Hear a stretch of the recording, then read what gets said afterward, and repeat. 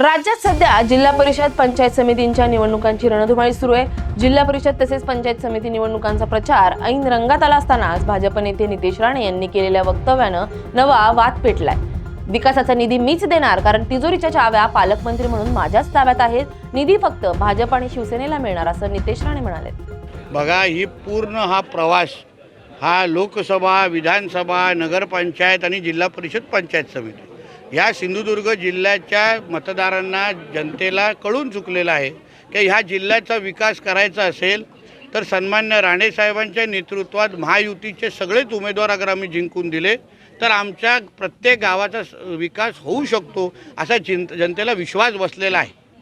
म्हणूनच ठाकरे सेनेचे नेते सोडा, त्यांना उमेदवार पण साधे त्यांना हक्काचे मिळत नाही आहेत। त्यांना एवढा वर्ष जनतेने सत्ता देऊन पाहिलेली, 2014 पासून ते 24पर्यंत ठाकरे सेनेकडेच इथे सगळी सत्ता होती, खासदार होते, आमदार होते। काय केलं आमच्या जिल्ह्यासाठी? कुठला विकास आणला? किती मुलांना रोजगार दिले? या सगळ्या गोष्टी आता जनतेला कळून चुकल्या असल्यामुळे 14ला जो काय विजयाचा झंझावात राणेसाहेबांच्या नेतृत्वात जे सुरू झालेलं आहे, मला विश्वास आहे महायुतीचे आमचे सगळे उमेदवार घासून नाही ठासून निवडून येतील।